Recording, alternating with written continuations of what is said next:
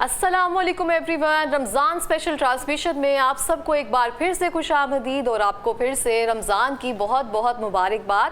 اور ہم پھر سے آج ماشاءاللہ رمضان میں آگے بڑھتے جا رہے ہیں اور دن گزرتے جا رہے ہیں، اس کی سمجھ نہیں آ رہی ہے، اور ہم ایسے ہی پورا مہینہ جو ہے نا برکتوں والا گزر جائے گا۔ ایسے علی حمزہ بالکل ایسے ہی ہے، مطلب کہ کل کی بات ہے کہ جب ہم پہلی ٹرانسمیشن کر رہے تھے اور آج ماشاءاللہ چوتھا روزہ ہے، اور تمام احباب کے لیے میں دعا کرتا ہوں کہ اللہ تعالیٰ ہمیں اس پورے رمضان میں تمام روزوں کو ایمان اور احتساب کے ساتھ تمام روزوں کو رکھنے کی توفیق عطا فرمائے، کیونکہ یہ میں نے پہلے روزے یہ حدیث سنی تھی تو اس کے الفاظ بڑے خوبصورت تھے کہ ایک ہے روزہ صرف بھوک کاٹنے کا نام، لیکن اگر آپ تقوی کے ساتھ، ایمان کے ساتھ، احتساب کے ساتھ روزہ رکھیں گے تو انشاءاللہ تعالیٰ یہی روزہ آپ کے لیے باعث نجات، باعث مغفرت بھی بنے گا۔ تو آج کی اس نشریات کا باقاعدہ آغاز کرتے ہیں، اور آپ کو پتہ ہے کہ یہ رمضان ٹرانسمیشن کم ایک محفل کا منظر زیادہ پیش کرتی ہے، اور ہر کسی کو اس طرح سے نصیب بھی نہیں ہوتی ہے، جیسے تلاوت قرآن پاک، حمد باری تعالیٰ، اور جو مسائل ہیں ان پہ گفتگو، سوال و جواب کا ایک سلسلہ جو ہے نا ویسے ہی جاری رہتا ہے، اور ایک پر لطف جو ہے محفل کا وہ آغاز ہوتا ہے، اور آپ بھی ہمارے ساتھ اس محفل میں شامل ہوتے ہیں تو مجھے لگتا ہے باعث برکت بھی اور باعث ثواب بھی ہے۔ بالکل ایسے ہی ہے، اور نشریات کا باقاعدہ آغاز جو ہے کلام باری تعالیٰ سے کرتے ہیں، اور ہمارے ساتھ محمد رومان موجود ہیں۔ محمد رومان ہمیں اپنی خوبصورت آواز میں کلام باری تعالیٰ سنائیں گے۔ اعوذ باللہ من الشیطان الرجیم،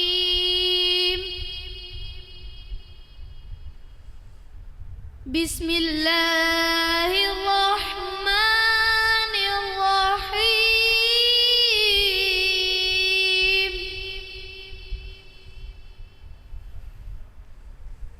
والضحى والليل إذا سجى،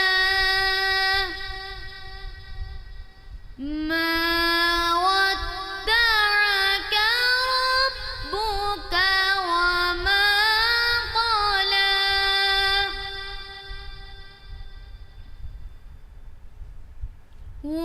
وللآخرة خير لك من الأولى،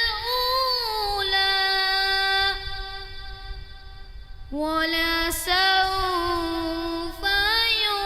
يعطيك ربك فترضى،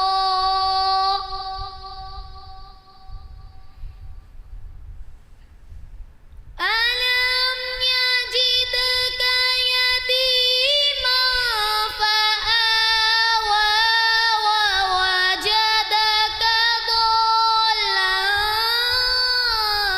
فهدى، ووجدك ضالا فهدى، ووجدك عائلا فأغنى،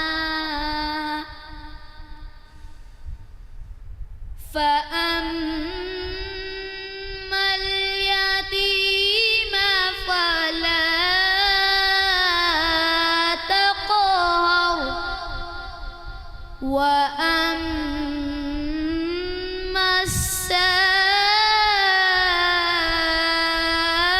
السائل فلا تنهر،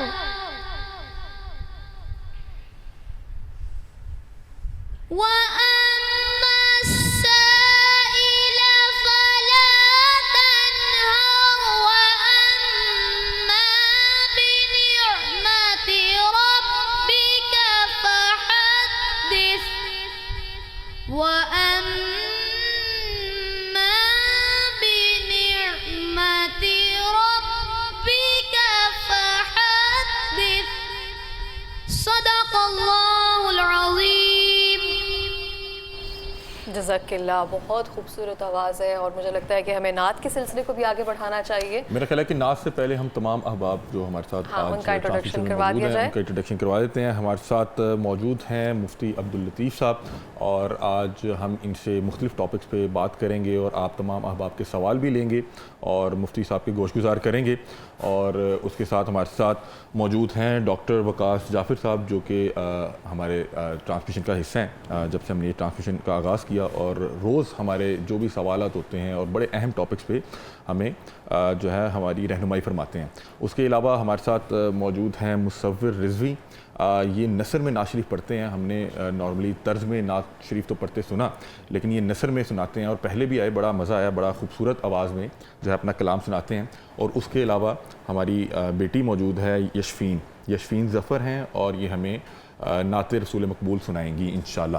تو میرا خیال ہے کہ باقاعدہ طور پہ ٹرانسمیشن کا آغاز کرتے ہیں. ناظرین, ہم نے مختلف ٹاپکس پہ ابھی تک بات کی. آج چوتھا روزہ ہے. ہم نے رمضان کے استقبال کے حوالے سے بات کی, پھر سحر و افطار کی برکتیں اور فضیلتوں کے حوالے سے بات کی, پھر کل جو ہے حضرت فاطمہ کے وصال کا دن تھا, اس حوالے سے ہم نے بات کی, اور آج انشاءاللہ ہم تجارت کے حوالے سے بات کریں گے, کیونکہ جیسے ہی رمضان آتا ہے تو ہم نے دیکھا کہ پاکستان میں باقاعدہ ایک مافیا موجود ہے جو تمام چیزوں کی جو قیمتیں ہیں اس کو آسمان پر لے جاتا ہے. میں نے دیکھا کہ مختلف ممالک جہاں پہ مطلب کہ اگر آپ کہیں کہ یورپین کنٹریز ہیں, وہاں پہ بھی جب رمضان آتا ہے تو وہ رمضان کے استقبال میں تمام چیزوں کی اشیاء کی جو قیمت ہے وہ کم کر دیتے ہیں. لیکن ہمارے ہاں بالکل اس کا الٹا ہے. حالانکہ ہم یہاں پہ اکثریت مسلمانوں کی ہے, لیکن ہم دیکھتے ہیں کہ جیسے ہی رمضان آتا ہے جو چیز 100 کی ہوتی ہے وہ اچانک سے 300-400 روپے کلو تک پہنچ جاتی ہے.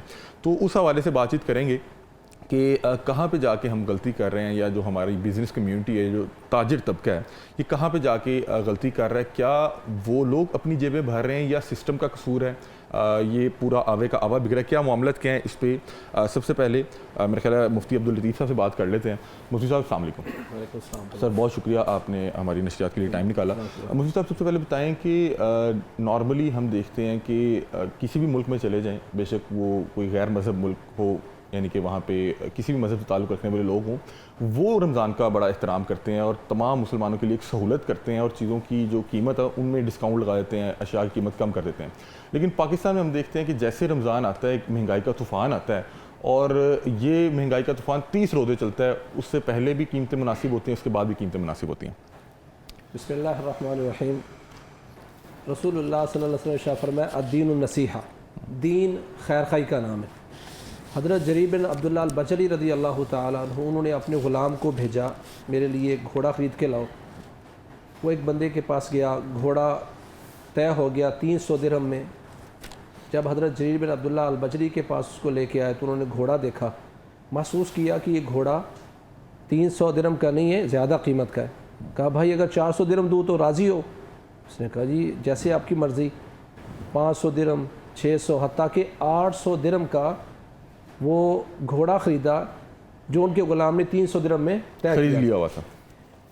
جب خرید لیا تو غلام نے پوچھا جی وہ تو 300 درہم میں دے رہا تھا اور آپ نے 800 درہم میں لے لیا. کہتے ہیں بایعت رسول اللہ صلی اللہ علیہ وسلم, میں نے پیارے پیغمبر کی ہاتھ پر بیعت کی تھی. کیا تھا؟ النصح لکل مسلم, کہ ہر مسلمان کی خیر خواہی کرنی ہے. تو میں سمجھ رہا تھا اس بندے سے زیادتی ہو رہی ہے. خیر خواہی یہ ہے کہ جتنے کی اس کی قیمت ہے اتنے ہی اس کو دوں. اسلام نے تو یہ سکھایا. اس لیے ہم نے کہا مسلمان کون ہے؟ مسلمان, بہتر مسلمان وہ ہے جو اپنے لیے پسند کرتا ہے وہ دوسروں کے لیے پسند کرے. میں اپنے لیے پیسے پسند کرتا ہوں, دوسروں کے لیے مہنگائی پسند کرتا ہوں. اپنے لیے عزت پسند کرتا ہوں, سہولت پسند کرتا ہوں, دوسروں کو مشقت میں ڈالتا ہوں. اسلام دین النصیحہ ہے, خیر خواہی کا دین ہے. جو لوگ اس طرح کرتے ہیں یقیناً ان کا ایمان کمزور ہے, وگرنہ وہی کی اقسام میں سے ایک قسم ہے ان جبریل القی فی روعی لن تموت نفس حتی تستکمل رزقها فاجملوا فی الطلب. کہ جبریل نے میرے دل میں یہ بات ڈالی ہے کوئی بھی جان اس کو اس وقت تک موت نہیں آئے گی جب تک اپنا لکھا ہوا رزق پورا نہ کر لے. پھر کہا فاجملوا فی الطلب, وہ رزق تمہیں ہر صورت میں ملنا ہے لیکن اس کو لینے کے لیے طریقہ اچھا اختیار کرنا. آج امت رزق لینے کے لیے طریقہ اچھا اختیار نہیں کر رہی. جو خیر خواہی کا دین تھا آج وہ زیادتی پر مبنی ہے. اسلام کبھی بھی اس کی اجازت نہیں دیتا. رسول اللہ صلی اللہ علیہ وسلم امت کے لیے ایک سہولت لے کے آئے. حتیٰ کہ صحیح بخاری مسلم کی ایک حدیث ہے کہ بنو اسرائیل میں پہلی امتوں میں ایک ایسا شخص جس کی بخشش کے لیے کوئی اتنا بڑا عمل نہیں تھا کہ بخشا جائے. ایک عمل اس کا سامنے آیا, کیا کہ اگر اس کے پاس کوئی تنگ دست آتا تو کہتا یار اس کو معاف کر دو, ہو سکتا کہ اللہ تعالیٰ ہم سے تجاوز کرے. پیارے پیغمبر فرماتے ہیں اللہ تعالیٰ نے فرشتوں سے پوچھا اس کا عمل کیا ہے؟ کہا یہ تیری مخلوق پر یہ آسانی پیدا کرتا تھا. تو اللہ فرماتے ہیں آنا احق بہی, میں اس بات کا زیادہ حقدار ہوں کہ اس بندے پر احسان کروں، یہ میری مخلوق پر میرے بندوں پر احسان کرتا رہا، میں اس پر احسان کر کے اس کو جنت کا داخلہ نصیب فرماؤں۔ کیا بات ہے۔ تو ہمیں جنت لینی چاہیے، یہ دنیا ہے، سارے دنیا چلی جاتی ہے، دنیا نہیں بلکہ جنت کی فکر کرنی چاہیے، اور یہ رمضان تو جنت کی خرید کا مہینہ ہے، ہمیں امت پر نرمی، نصیحت اور خیر خواہی کا انداز پیش کرنا۔ ڈاکٹر صاحب کو بھی شامل گفتگو کرتے ہیں۔ ڈاکٹر صاحب آپ نے بتایا کہ صوم، رمضان کے لیے صوم کا لفظ استعمال ہوا، اور صوم کا مطلب ہے رک جانا، تو ہم منافع کمانے سے کیوں نہیں رک پا رہے؟ ہم عبادتیں جو ہیں وہ کر رہے ہیں، نمازیں پڑھ رہے ہیں اور روزہ بھی رکھ رہے ہیں، سب کچھ کر رہے ہیں، لیکن ہم جو ہے یہ ناجائز منافع اور یہ جو کم تولنا ہے اس سے کیوں نہیں نکل پا رہے؟ بسم اللہ الرحمن الرحیم، بہت بہت شکریہ آپ کا۔ اس کا جو بنیادی عنصر ہے نا، وہ ہمیں تھوڑی سی اپنی ڈائریکشن کو بدلنے کی ضرورت ہے، کہ شاید ہم نے یہ سمجھ رکھا ہے کہ دین اسلام ایک الگ میٹر ہے اور ریلیجن جو ہے ایک الگ میٹر ہے، اور جس طرح اغیار سے کیا بات کریں، کیونکہ اغیار کو تو معلوم ہی نہیں کہ دین کیا ہے، ہم نے بھی اس کو ریلیجن بنا دی ہے، یعنی دین جو یعنی جس کے اندر معاملات آتے ہیں، جس کے اندر معیشت آتی ہے، سیاست آتی ہے، معاشرت آتی ہے، ہم سمجھتے ہیں کہ شاید ریلیجن کے نماز پڑھ لینا، عبادات کر لینا، شاید اس کا نام ہی دین ہے۔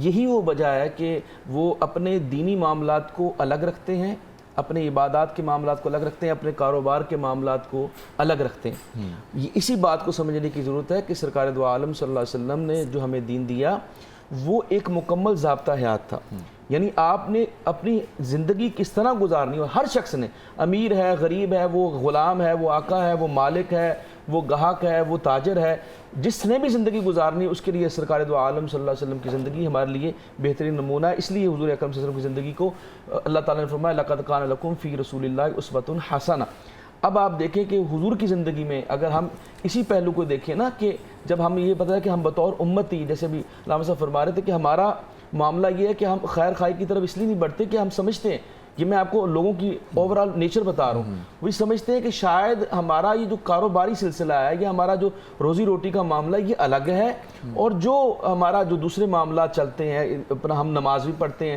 یعنی دیکھیے نا، اب حضرت علی رضی اللہ تعالیٰ سے پوچھا گیا کہ اللہ تعالیٰ نے قرآن پاک میں کہیں پر بھی نماز کے پڑھنے کا حکم نہیں دیا، نماز کے قائم کرنے کا حکم دیا، اقیم الصلاۃ، بار بار یہ کہا ہے۔ تو حضرت علی سے پوچھا گیا کہ حضرت یہ اللہ تعالیٰ جو ہمیں فرماتا ہے قائم کرو، تو نماز قائم کرنے سے مراد کیا؟ تو آپ نے بڑا خوبصورت جواب دیا، اسی کے اندر ہم سب کے لیے میسج ہے۔ آپ نے فرمایا کہ نماز پڑھی مسجد میں جاتی ہے، قائم مسجد سے باہر ہوتی ہے۔ کیا بات ہے۔ ٹھیک ہے، جب انسان نماز پڑھ کے جب باہر نکلتا ہے تو وہ اگر وہ ریڑھی بان ہے یا وہ دکاندار ہے یا وہ ملازم ہے، اس کو یہ علم ہو کہ میں نے اللہ تعالیٰ کی بارگاہ میں دوبارہ پیش ہونا ہے، اور میں نے ایسا کوئی کام نہیں کرنا جس سے اللہ تعالیٰ کی نافرمانی ہو یا جس سے اللہ تعالیٰ ناراض ہو، کیونکہ میں نے دوبارہ جا کے مسجد میں پیش ہونا ہے۔ تو وہ اس دوران یعنی ظہر سے عصر تک، عصر سے مغرب تک وہ اس نماز کو قائم رکھتا ہے، اس ایگریمنٹ کو جو آپ نے اللہ تعالیٰ سے نماز میں کیا ہے اس کو قائم رکھتا ہے۔ تو جب ہم یہ سمجھتے ہیں، یہ جو جیسے حضور اکرم صلی اللہ علیہ وسلم کی آپ کو زندگی سے سفر ملتا ہے کہ آقا علیہ السلام نے 3 زمانہ جاہلیت میں، آقا علیہ السلام اعلان نبوت سے پہلے 3 سفر تجارت کی ہیں۔ ایک آپ کی عمر صرف 12 سال تھی، حضرت آپ اپنے چچا حضرت ابو طالب کے ساتھ آپ نے سفر کیا، پھر آپ جانتے ہیں کہ ایک سفر آپ نے شام کا کیا، پھر حضرت خدیجہ الکبریٰ رضی اللہ تعالیٰ عنہ کو جب علم ہوا کہ آپ کی دیانت کا اور آپ کی صداقت کا اور آپ صادق و امین کہلا رہے تھے، اور یہ دیکھ لیجیے یہ ساری باتیں جو ہیں بطور تاجر آقا علیہ السلام کو نومینیٹ ہوئی ہیں۔ یہ ذہن میں رکھیے کہ آقا علیہ السلام نے ایسا بہترین بزنس کیا ہے، ایسی بہترین آپ نے اور رہنما اصول رکھے ہیں کہ اس کی وجہ سے حضرت خدیجہ الکبریٰ رضی اللہ تعالیٰ نے آپ کو پوائنٹ کیا کہ آپ میرا مال بیچے، میں آپ کو زیادہ منافع دوں گی۔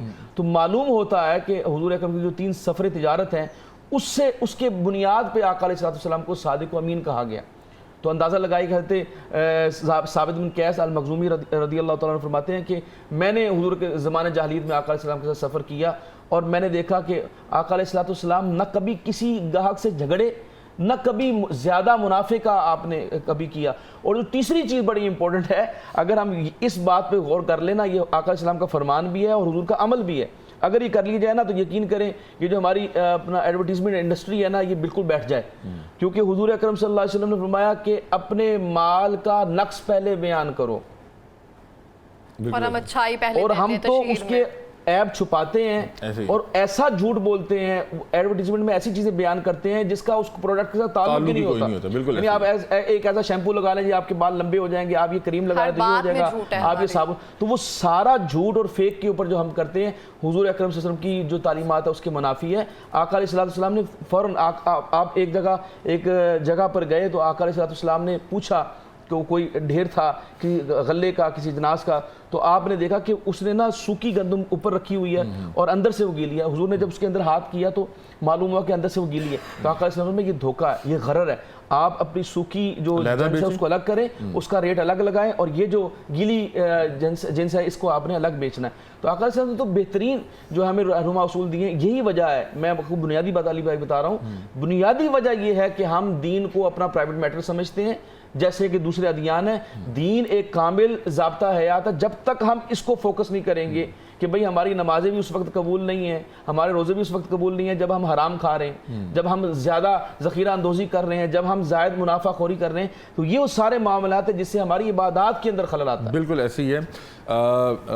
دیکھیں آپ صلی اللہ علیہ وسلم نے جو ہمیں کاروبار کر کے دکھایا اور جو ہم کر رہے ہیں اس میں زمین آسمان کا فرق ہے، اور اس کو سمجھنے کی ضرورت ہے۔ میرے خیال ہے ہمارے تاجر کو یہ بتانے کی ضرورت ہے کہ اس کی کتنی برکتیں، کتنی فضیلت ہے۔ مطلب کہ پہلے ادوار کی بات کریں تو قومیں غرق ہو جاتی تھیں صرف اس بنیاد پہ کہ کم تولتی تھیں یا ان کے اندر کوئی اخلاقی برائی موجود ہوتی تھی۔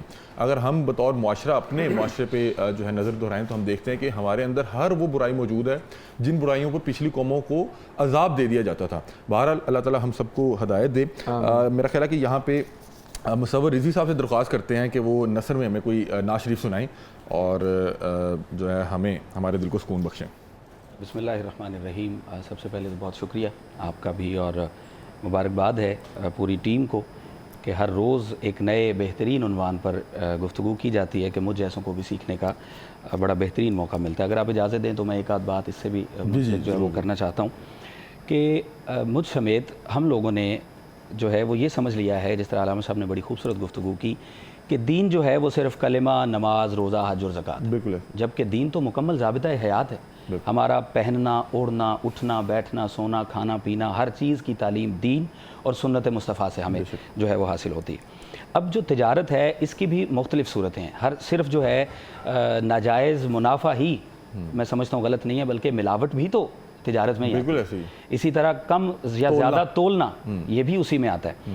اب اس میں جو سب سے مین چیز ہے، اگر ہمیں توکل اللہ حاصل ہو جائے، ہمیں یہ یقین آ جائے کہ میرے حصے کا جو رزق لکھا ہے مجھے وہی ملے گا۔ بالکل مولا علی کا فرمان ملتا ہے کہ کبھی بھی آپ کو وقت سے پہلے اور مقدر سے زیادہ نہیں ملتا۔ بالکل ایسے رزق بڑھانے کی کچھ صورتیں ہیں، کچھ طریقے ہیں، کچھ لوگوں کو ساتھ شامل کریں، بانٹ دیں، پھر بڑھنا شروع ہوتا ہے، وگرنہ جو آپ کا اللہ نے لکھا ہے آپ کو وہی ملتا ہے۔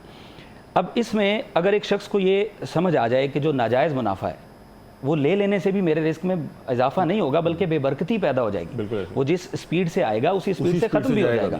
لیکن اگر میں توکل اللہ حاصل کر لوں، بڑی ایک میرے ذہن میں بات آ گئی، ایک مرتبہ مولا علی رضی اللہ تعالیٰ عنہ نے نماز کے لیے مسجد میں داخل ہونا تھا تو اپنا گھوڑا ایک شخص کو پکڑایا اس کی حفاظت کرنے کے لیے کہ میں نماز سے واپس آؤں گا تو میں یہ گھوڑا تم سے واپس لے لوں گا، اور آپ نے اپنے ذہن میں نیت یہ کر رکھی تھی کہ 2 درہم یا دینار اس وقت جو کرنسی چلتی تھی تو میں اس کو بطور انعام دے دوں گا۔ لیکن جب آپ واپس آئے، باہر تشریف لائے تو گھوڑا وہیں پر موجود تھا، لیکن وہ شخص گھوڑے کے اوپر سے موجود کاٹھی اور وہ سب کچھ اتار کر لے جا چکا اور بیچ چکا تھا۔ حضرت علی نے ایک اور شخص کو، ایک اور خادم کو کہا کہ جائیے اور میرے لیے ایک اور نئی کاٹھی لے کر آئیے۔ وہ گئے اور انہی 2 درہم یا دینار میں وہ نئی کاٹھی خرید کر لائے، اور وہی کاٹھی جو پہلے موجود تھی وہی گھوم کر پھر 2 درہم میں واپس آ گئی۔ تو پھر حضرت علی نے فرمایا کہ اگر وہ شخص توکل کر لیتا تو یہی رقم حلال طریقے سے بطور انعام اس تک چلی جاتی، اور اگر اس نے توکل یا صبر نہیں کیا تو یہی رقم جو ہے وہ حرام طریقے سے، غلط طریقے سے اس کے پاس چلے گی۔ اور چونکہ دنیا مکافات عمل ہے، علماء اس پر فرمایا کرتے ہیں کہ جو آپ نے جس طریقے سے کمایا آپ اسی طرح سے بالکل ایسے ہی۔ آپ اس پہ اچھا، اس میں میں ایک بڑی خوبصورت بات شامل کرنا چاہتا ہوں کہ میں کچھ روز پہلے ایک صاحب کا انٹرویو کر رہا تھا، ان کا تعلق غالباً شوبز انڈسٹری سے تھا، تو انہوں نے ساری عمر مطلب کام کرنے کے بعد مجھے بتایا کہ اس پیسے میں برکت نہیں ہے، اور یہ وہ صاحب بتا رہے جنہوں نے اس فیلڈ سے لاکھوں کروڑ روپیہ کمانے کے بعد یہ فیصلہ کیا، انہوں نے کہا یار یہ جس سپیڈ سے میرے پاس آیا اسی سپیڈ سے چلا گیا۔ تو تمام احباب سے درخواست ہے کہ جس ٹائم آپ کما رہے ہوتے ہیں، پیسہ اکٹھا کر رہے ہوتے ہیں، تو آپ یہ دیکھیں کہ آپ کس طرح سے کما رہے ہیں. کیا روزے محشر یہ آپ کے لیے وبال جان تو نہیں بن جائے گا؟ میرا خیال ہے کہ ہمارے ساتھ بچی جو ہے ہماری بیٹی موجود ہے یشفین، اس کی نعت پہلے لے لیتے ہیں. مصور عزیز صاحب کو اگلی جو ہے بریک میں جو ہے بھرپور موقع دیتے ہیں. یشفین بیٹا نعت رسول مقبول جو ہے ہمیں سنائیں. صلی اللہ علیہ یا رسول اللہ وسلم علیکہ یا حبیب اللہ. ہم نے آنکھوں سے دیکھا نہیں ہے مگر، ہم نے آنکھوں سے دیکھا نہیں ہے مگر، ان کی تصویر سینے میں موجود ہے. جس نے لا کر کلام الہی دیا، جس نے لا کر کلام الہی دیا، وہ محمد مدینے میں موجود ہے. پھول کھلتے ہیں پڑھ پڑھ کے صلی اللہ، پھول کھلتے ہیں پڑھ پڑھ کے صلی اللہ. جھوم کر کہہ رہی ہے یہ باد صبا، ایسی خوشبو چمن کے گلوں میں کہاں، ایسی خوشبو چمن کے گلوں میں کہاں، جو نبی کے پسینے میں موجود ہے. ہم نے آنکھوں سے دیکھا نہیں ہے مگر، ہم نے آنکھوں سے دیکھا نہیں ہے مگر، ان کی تصویر سینے میں موجود ہے. ہم نے مانا کہ جنت بہت ہے حسین، ہم نے مانا کہ جنت بہت ہے حسین، چھوڑ کر ہم مدینہ نہ جائیں کہیں. یوں تو جنت میں سب ہے مدینہ نہیں، یوں تو جنت میں سب ہے مدینہ نہیں، اور جنت مدینے میں موجود ہے.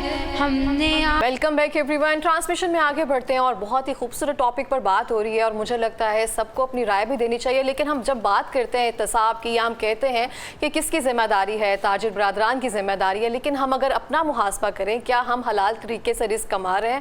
بہت سارے لوگ ہیں جو اب جیسے کہ علی حمزہ نے کہا انٹرٹینمنٹ سے وابستہ ہیں، اس طرح سے بہت سارے لوگ ہیں جو ڈیجیٹل طریقے سے دھوکہ دہی کر کے پیسے کما رہے ہیں. کیا ان کا رزق حلال ہوتا ہے؟ اس بارے میں ڈسکشن بات کر رہے ہیں کہ مطلب کہ ڈیجیٹل کا دور ہے. بہت سے لوگ آپ کی اٹینشن لینے کے لیے بہت سے ایسی لائنز لکھ دیتے ہیں جس کا اس کنٹینٹ سے کوئی تعلق نہیں ہوتا. اور اس میں دیکھنا چاہیے کہ کیا آپ کسی کو دھوکہ دے کے تو اپنی جو پیسے، ویوز یا کوئی بھی چیز ہے، کوئی فائدہ حاصل تو نہیں کر رہے.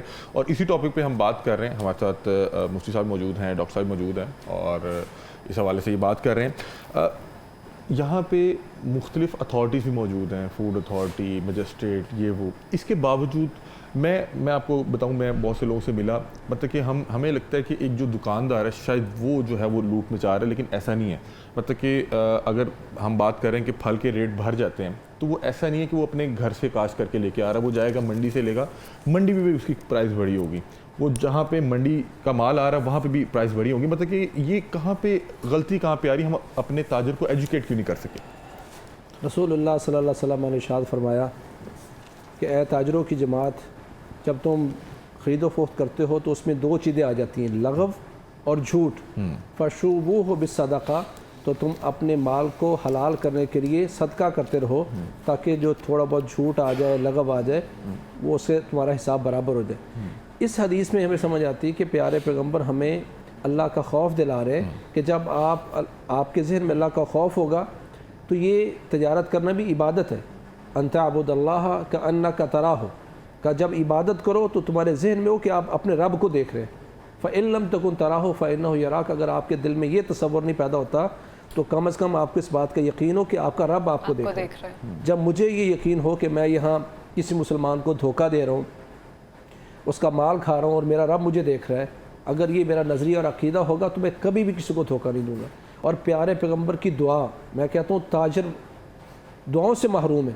رسول اللہ صلی اللہ علیہ وسلم شاہ فرمایا رحم اللہ حمران سمحن اذا باع و سمحن اذا اشترى. اللہ تعالیٰ اس بندے پر رحمت نشاور فرمائے جو نرمی کرتا ہے جب دیتا ہے بیچتا ہے، اور نرمی کرتا ہے جب لیتا ہے. اچھا مفتی صاحب، میں یہاں پہ ایڈ کرنا چاہوں گا کہ ہمارے ہاں باقاعدہ طور پہ جس ٹائم جو چیز کو فروخت کیا جاتا ہے اس وقت اس کا رویہ اور ہوگا، اور جس ٹائم فرض کریں کہ اس کو کوئی مسئلہ آ گیا وہ واپس کرنا چاہ رہے تو اس ٹائم اس کا رویہ اور ہوگا. اور یہ آج کا ہی ایک واقعہ ہے. میرے یہاں پہ ایک ٹیم ممبر ہے، انہوں نے مجھے فون کیا کہ کل ہم نے ایک کوئی ٹیبلٹ خرید لیا، اور وہ کوئی مجھے نہیں پتا کتنے کا لیا، 7-8 ہزار، لیکن وہ بتا رہے تھے کہ وہ بہت ہی ناکارہ تھا. تو ہم واپس کرنے گئے تو اب وہ کہہ رہا ہے کہ میرے پاس بہت مال پڑا ہے، میں واپس نہیں لے سکتا. تو مجھے اس حوالے سے بتائیں کہ یہ جو لکھ کے لگا دیا جاتا ہے کہ خریدا ہوا مال واپس نہیں ہوگا، اور جو رویہ جیسے کہ مفتی صاحب بتا رہے ہیں کہ آپ نے فرمایا کہ اس پہ رحمتیں ہوں، جس کا جو رویہ وہ نرم ہے تجارت کرتے ہوئے. لیکن ہمارے ہاں تو تاجر جو ہے وہ ایک ایکٹر کی طرح بیٹھا ہوا ہے. آپ چیز خریدنے جا رہے ہیں تو اور طرح سے آپ کو مل رہا ہے، اگر آپ کوئی نقص نکل آیا واپس کرنے جا رہے ہیں تو اور طرح سے مل رہا ہے، اور لکھ کے لگا دیتا ہے کہ خریدا ہوا مال واپس نہیں ہوگا. ناپ تول تو ایک علیحدہ رہ گیا. جی بنیادی وجہ یہ ہے کہ جب انسان نے، کسی تاجر نے ناجائز منافع خوری نہیں کی ہوگی تو اس کو مال واپس رکھنے میں کوئی حرج نہیں ہے. جب اس کو پتہ ہے کہ میں نے ایک ناقص پروڈکٹ کو ایک بڑے داموں کے اوپر بیچ دیا تو ظاہر ہے اس کو تکلیف ہوگی واپس کرتے ہوئے. جو سرکار دو عالم صلی اللہ علیہ وسلم کے زمانہ اقدس میں ہمیں تعلیمات ملتی ہیں، اس کے مطابق ایک صحابی ہیں، وہ ہفتے میں ایک دن صرف اس لیے دکان کھولتے تھے کہ انہوں نے واپسی کرنی ہے، واپسی کے لیے. اور ایک حدیث ملتی ہے جس کے آقا علیہ السلام نے فرمایا کہ جو شخص واپس لیتا ہے نا سامان، اللہ تعالیٰ اس کے مال میں برکت ڈال دیتا ہے. تو واپس لینا مال کو جو ہے یہ کوئی باعث سے اپنا آر نہیں ہے، تاجروں کو کھلے. اور اس کی وجہ یہی ہے، آپ دیکھیں میں میجر ویلڈ ریزن تو آپ نے بتا دیا. اب کینیڈا امریکہ کی مجھے ایک دوست ہے، وہ امریکہ میں رہتے ہیں، وہ کہتے ہیں جی ان کو کوئی مسئلہ ہی نہیں ہوتا کوئی چیز واپس کرنے کے لیے، جب چاہو جس طرح چاہو، چاہے آن لائن آپ نے منگوایا ہو تو وہ ریٹرن ہو جاتا ہے. جی آپ نے 2-3 بعض اوقات یہ ہوتا ہے کہ کئی دنوں کے بعد چیز پروڈکٹ واپس کرنے آئی تھی اور ان کو پتہ بھی ہوتا ہے کہ کسی نے یوز کر لی ہیں، اس کے باوجود وہ چیز واپس کر لیتے ہیں، ان کو کوئی آر نہیں ہوتی. تو بات یہ ہے کہ جب آپ نے ناجائز طریقے سے اس چیز کو نہیں بیچا ہوگا تو آپ کو واپس کرنے میں بھی کوئی مسئلہ نہیں ہوگا.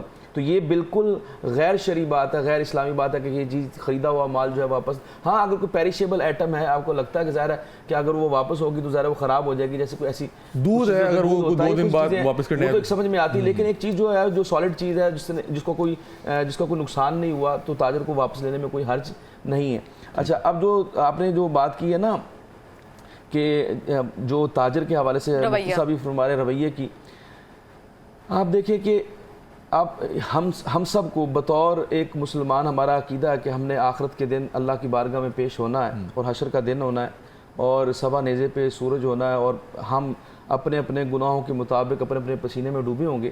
تو حضور اکرم صلی اللہ علیہ وسلم نے فرمایا کہ عرش کے سائے کے علاوہ کوئی سایہ نہیں ہوگا. بے شک. اور حضور اکرم صلی اللہ علیہ وسلم نے فرمایا کہ وہاں پر جن کو پروٹوکولز ملیں گے ان میں سب سے پہلے تو انبیاء ہیں. حضور اکرم صلی اللہ علیہ وسلم کہ انبیاء کی صف ہوگی، شہداء کی صف ہوگی، ٹھیک ہے، اولیاء کی صف ہوگی.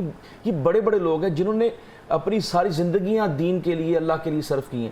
آپ دیکھیں کہ ایماندار تاجر کا کیا مقام ہے. حضور اکرم صلی اللہ علیہ وسلم جو ایماندار تاجر ہے وہ اس دن انبیاء اور شہداء کی صف میں کھڑا. کیا بات. اب اندازہ لگا لیں. تو اب یہ ہمیں دیکھنا چاہیے جہاں پر ناجائز منافع خوری اور باطل طریقے سے مال کھانے کی وعید ہے اور اس کے نقصانات ہیں، بے برکتی ہے، وہاں پر جو شخص ایمانداری کے ساتھ کماتا ہے اور ایمانداری کے ساتھ وہ اپنے کاروبار کو چلاتا ہے تو اللہ تعالیٰ اور اس کا رسول اس کو یہ انعام دیتا ہے. جب ہم دوسروں کے لیے آسانی کرتے تو کیسے ممکن ہے کہ ہمارے لیے کبھی آسانی نہیں ہوگی، یا دوسروں کے لیے جب ہم راستے آسان کرتے ہیں تو آٹومیٹکلی ہو جاتا ہے، لیکن ہم اس کا خیال نہیں رکھتے ہیں. حدیث رسول اللہ صلی اللہ علیہ وسلم شاہ فرمایا جو آپ نے کہا نا کہ لکھ کے لگایا تھا کہ خریدا ہوا مال واپس نہیں ہوگا. رسول اللہ صلی اللہ علیہ وسلم من اقال مسلمن اقال اللہ اثرتہ یوم القیامہ. جس بندے نے کسی مسلمان کا مال واپس لے لیا قیامت کے دن اللہ تعالیٰ اس کی غلطیوں سے چشم پوشی کرنا. جب کوئی چیز فائدہ نہیں دے گی، آپ کا مال و متاع بھی نہیں، اس وقت آپ کا یہ کردار کہ آپ نے وہ بندہ پریشان ہے یا اس کو سمجھ نہیں آ رہی، آپ اس کا سودا لے رہے ہیں اور آپ کے ذہن میں ہو کہ قیامت کا دن ہوگا اور میرے اس عمل کی وجہ سے اللہ تعالیٰ میری غلطیوں سے چشم پوشی کر لیں گے, معاف کر دیں گے, تو اتنا بڑا تحفہ ہے اس تاجر کے لیے. اس کی لذت اس وہی محسوس کرے گا جو قیامت والے دن اللہ کے سامنے. بالکل ایسے ہی ہے. بلکہ ابھی جب ہم بریک پہ تھے تو مصور صاحب بڑی خوبصورت ایک بات بتا رہے تھے کہ کوئی کنٹینٹ کریٹر تھا غالباً, بتا رہے کہ شاید میں نے کسی سوشل میڈیا پلیٹ فارم پر دیکھا, انہوں نے کہا اس نے اس چیز کی اتنی اچھی جو ہے وہ تصویر کھینچی. میں چاہوں گا مصور صاحب خود ہی بتائیں دوبارہ اپنی زبان. بالکل ٹھیک ہے. اپنے عیبوں پہ ڈال کر پردہ ہر شخص کہہ رہا ہے زمانہ خراب ہے. اب جیسے آپ نے ریگولیٹری اتھارٹیز کی بات کی, میں ایک بڑی معروف مثال دیتا ہوں, اس سے سمجھ آ جائے گی کہ ہمارے ملک میں کچھ ایسے مشروبات ہیں, کچھ ایسی چیزیں موجود ہیں جن کے اوپر فروٹس کی تصاویر آویزاں کی جاتی ہیں, جبکہ ان کے اندر صرف ان کا ایک خوشبو ہے, ایسنس ہے, اس کے علاوہ ان کا اس میں کوئی عمل دخل نہیں ہے. وہی برانڈ, وہی پروڈکٹ جب کسی اور ملک میں جا کے بیچتا ہے تو اس پر سے وہ تصویریں ہٹا لی جاتی ہیں, کیونکہ وہاں پر جو اتھارٹیز ہیں ان کی جانب سے یہ سختی ہے. تو یہاں درجہ بدرجہ بتدریج ہمیں صرف اتھارٹیز کا عمل نہیں ہے, کہ کیا ہی خوبصورت طریقہ ہو کہ اگر کسی دکان پر یہ آویزہ نظر آ جائے کہ خریدا ہوا مال واپس اور تبدیل بھی کیا جاتا ہے, تو معاشرے میں اس کا کتنا اچھا پیغام جائے گا. سوشل میڈیا کی بات ہو رہی ہے, ڈیجیٹلائز ہر چیز ہو چکی ہے, تو میں سوشل میڈیا پر ہی ایک ریل دیکھ رہا تھا. تو ہمیں چاہیے کہ ہم سوشل میڈیا سے بھی سیکھیں, ہم اپنے ارد گرد ہر چیز سے سیکھیں, ہمیں سیکھنا چاہیے.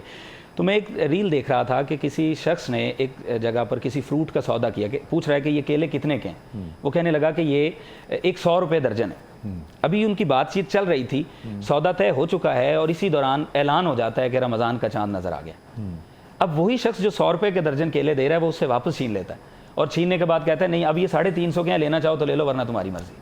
افسوس کا بات اس میں پھر وہیں وہ توکل اللہ کی آ جاتی ہے. سوشل میڈیا پر میں نے ایک اور ریل دیکھی, میرے خیال ہے طنزیہ انداز میں معاشرے کو سکھانے کے لیے, دکھانے کے لیے. ایک اور ریل میں نے دیکھی, جیسے میں نے پہلے توکل اللہ کی بات کی ہے, کہ ایک جانور ہے اور وہ منہ کھولے ایک درخت کی ٹہنی پہ بیٹھا ہوا ہے, اور ایک انسیکٹ گھومتا ہوا اڑتا ہوا آ رہا ہے, اور وہ انسیکٹ خود بخود اس کے منہ میں چلا گیا اور اس نے منہ بند کیا اور اسے کھا لیا.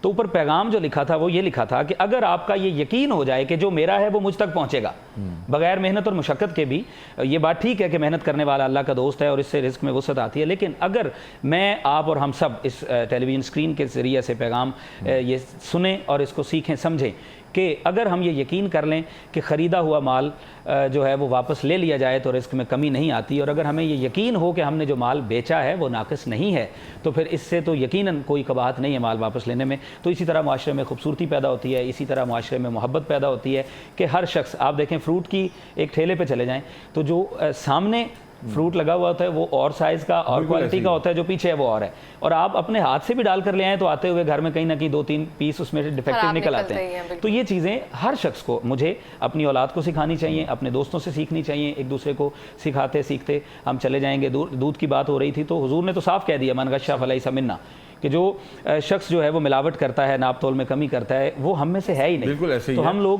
جو ہے وہ تعلیمات نبوی اور حضور کی ذات اقدس کو اگر اپنا مکمل نمونہ حیات سمجھ لیں تو میں سمجھتا ہوں معاشرے میں آسان. اور میں نے جو خود ایک ایکسپیرینس کیا ہے کہ نارملی رات کے وقت جن لوگوں نے پھل کی یہ ریڑیاں وغیرہ لگائی ہوتی ہیں, ٹھیلے وغیرہ لائٹس اس طرح کی لگائی ہوتی ہے, اس سے لگتا ہے کہ سیب ہے تو وہ کوئی بہت چمکدار ہے, بڑا صاف ستھرا ہے. اور غرب کے معاملے میں آتا ہے نا, جو بھی دھوکہ دہی ہے تو غرب کی اجازت نہیں ہے. ابھی ایک میں پرانی بات ہے, ایک بہت ریناؤنڈ دودھ والا کی دکان تھی, تو میں نے اس کو کہا کہ اس کے مینیجر کو کہ یار یہ آپ نے لکھا من غشّ فلیس منا, تو یہ آپ کو پتہ تو ہے کہ دودھ کے اندر ملاوٹ ہوتی ہے. تو اس نے مجھے کہا جواباً, یعنی ایک طنزیہ اس نے مجھے جواب دیا, کہتا ہے کر صاحب یہ ملاوٹ تب ہوگی جب ہم دودھ میں کچھ ملائیں گے, ہم پانی میں وہ سب, یہ دودھ ہی نہیں ہے, اللہ اکبر, یہ دودھ ہی نہیں ہے, تو پھر اس میں ملاوٹ کس بات کی ہے؟ تو یہ پاؤڈر سے بنایا ہوا دودھ ہے. تو یہ اس کا یہ ہمارا المیہ ہے کہ اس لیول تک, یعنی کہ ہم یہ کہتے ہیں کہ کم از کم ہمیں پانی والا دودھ مل جائے اور کوئی کیمیکل نہ ملا. جو جو چیزیں ڈالی جا رہی ہیں ہم لوگ یہ دعا کرتے ہیں کہ اللہ کرے کہ پانی ہی ڈالا اور صاف ڈالا. تو میرا خیال ہے کہ یہاں پہ جو ہے نعت کا وقت ہوا جاتا ہے, نعت رسول مقبول کو شامل کرتے ہیں. ہمارے ساتھ عمر نور قادری صاحب موجود ہیں. عمر بھائی نعت رسول مقبول سنائیے گا. وہ سوئے لازار پھرتے ہیں, وہ سوئے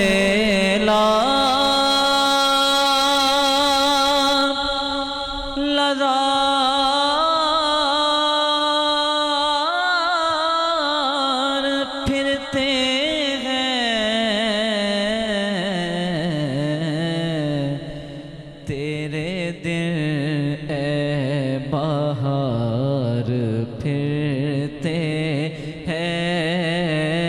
تیرے دل اے بہار پھرتے ہیں اور اس گلی کا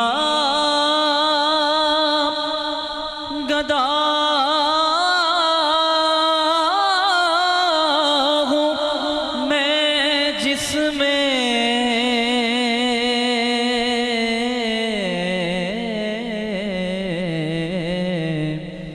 مانگتے تاجدار پھرتے ہیں مانگتے تاجدار پھرتے ہیں جو تیرے در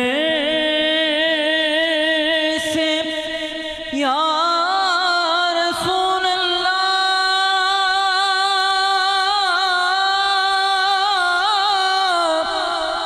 میرے آقا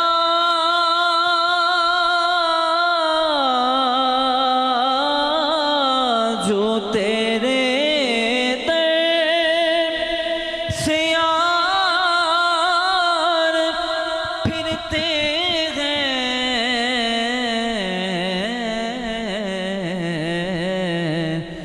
در بدر یوں ہی خار پھرتے ہیں در بدر یوں ہی خار پھرتے ہیں وہ سوئے لالزار پھرتے ہیں اور لاکھوں قدسی ہیں کام خدمت پر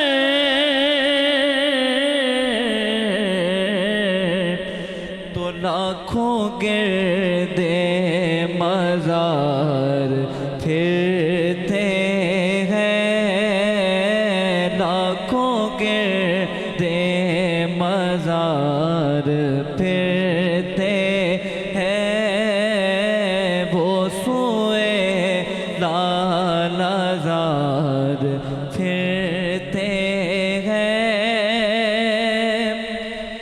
کوئی کیوں پوچھے تیری بات رضا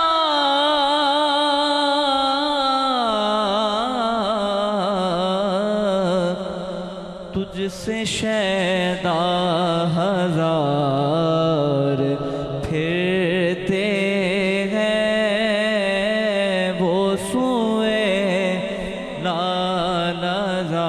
لالزار پھرتے ہیں بہت خوبصورت ماشاءاللہ سے بہت پیاری نعت پڑھی ہے اور مجھے لگتا ہے کہ جیسے ابھی ہم بات کر رہے تھے اور یہاں پہ ہمارے ساتھ لائیو کالر موجود ہیں ان سے بات کرتے ہیں جی لائن کٹ گئی ہے جی اور تمام احباب جو اپنے سوال جو ہے پوچھنا چاہتے ہیں وہ نیچے دیے گئے نمبر پر رابطہ کر سکتے ہیں اور سیکنڈلی آج جو ٹاپک تھا ہمارا ہم بات کر رہے تھے حلال رزق پہ تو بہت سارے لوگ اس کی بات کر رہے تھے کہ ڈسکاؤنٹ دیتے ہیں یا بہت سارے ایسے کام کرتے ہیں جن سے بھی روزہ دار ہوتے ہیں ان کو پرابلم ہوتی ہے اسی کے ساتھ ایک سٹور ایسا بھی ہے جو کہ مکمل ڈسکاؤنٹ بھی دے رہے ہیں 30% اور رحیم سٹور کی جانب سے بائکس بھی بھجوائی گئی ہیں یہ آپ دیکھ رہے ہیں کہ 2 بائکس یہاں پہ موجود ہیں ایک فرائیڈ چکس کی جانب سے بھیجی گئی اور دوسری بائک جو ہے رحیم سٹور کی جانب سے بھیجی گئی اور یہ عید کے تحفے کے طور پہ بھجوائی گئی ہے اور یہ انشاءاللہ آپ کے گھر عید کے تحفے کے طور پر پہنچائیں گے رحیم سٹور کا میرا اپنا ایکسپیرینس بڑا اچھا رہا نارملی رمضان میں چیزیں جو ہیں بہت زیادہ مہنگی ہو جاتی ہیں گروسری کی جو آئٹمز ہیں لیکن میں یہاں پہ گیا تو یہاں پہ 20 سے 30% تک ڈسکاؤنٹ موجود تھا اور معیاری پروڈکٹس کے ساتھ ہاں اور وہاں پہ جو سٹاف تھا وہ بڑا ان کا رویہ بڑا جو ہے وہ بہترین تھا کالر ہمارے ساتھ موجود ہیں مجاہد جی السلام علیکم جی السلام علیکم کیا حال ہے آپ کے خیریت سے جی الحمدللہ اللہ کا شکر جی مجاہد صاحب کہاں سے بات کر رہے ہیں آپ सर मैं बात कर रहा हूँ यहाँ लाहौर से, और मैं अभी आपका टॉपिक देख रहा था, बड़ा अच्छा था जी। आप बता रहे थे कि लोग जो हैं वो सामान की खरीदो फरोख्त के बारे में, बड़ी खूबसूरत मुफ्ती साहिबान भी बड़ी अच्छी बातें कर रहे थे।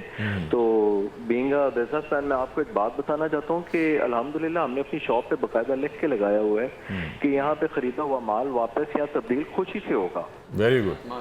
ठीक है, मगर होता ये है कि अली भाई मोस्टली लोग क्या करते हैं कि जब एक 250 रुपए की चीज है और उसको 850 की बेचेंगे तो वो किस तरह से वापस करेगा ना।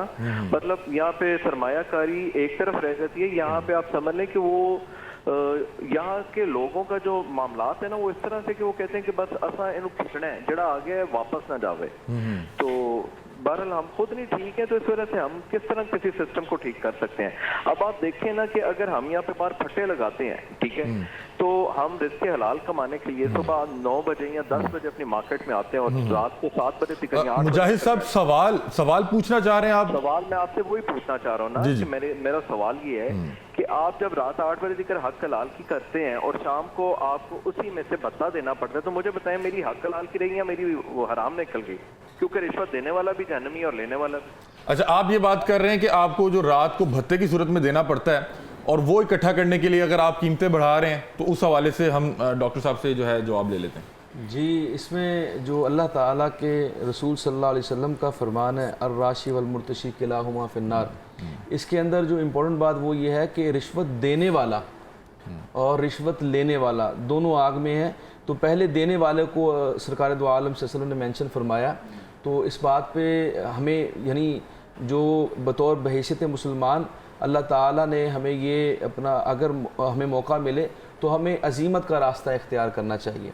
अगर कोई भत्ता ले रहा है, अगर कोई सरकारी बंदा ले रहा है या वैसे कोई बदमाश टाइप कोई आदमी है, तो अगर वो भत्ता ले रहा है तो कोशिश तो ये करनी चाहिए कि पहले जो है वो उसके खिलाफ कोई कार्रवाई की जा सके, कोई आप अपने कानूनी चाराजोई करें, कोई पुलिस को रिपोर्ट करें, किसी को भी उसको इस इदारे को रिपोर्ट करें। ये ज़रा मुश्किल टास्क है, मुश्किल काम है, लेकिन ये अजीमत का रास्ता है, इस पर अल्लाह ताला आपको जो है वो अजर देगा। लेकिन क्योंकि हम बाज़ औक़ात कुछ हमारी सोसाइटीज़ में कुछ ऐसे अपना कुछ इस तरह के डिपार्टमेंट्स हैं या इस तरह का माहौल है, इन्वायरमेंट है कि जहाँ पे कहते हैं कि जी जो रिश्वत है वो उसकी सोसाइटी का हिस्सा बन गई है, यानी वो फाइल का हिस्सा बन गई।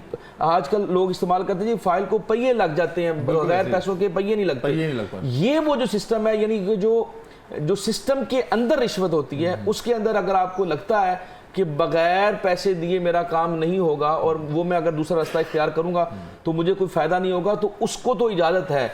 लेकिन ये अगर एक रूटीन बना लेना कि जनाब इसके बगैर चारा ही नहीं और खुद ही सोच लेना, तो पहले ये है कि रिश्वत देने से पहले कि आप पहले कोशिश करें कि आपका ये मामला जो है वो बगैर रिश्वत के हल हो जाए। और अगर ऐसा मुमकिन ना हो तो फिर ज़ाहिरा जी कि वो जो ये हमारा जी बिल्कुल ऐसे ही है। यहाँ पे वक्त हुआ एक ब्रेक का और ब्रेक के बाद वापस आपकी खिदमत में हाजिर होते हैं। हमारे साथ रहिएगा।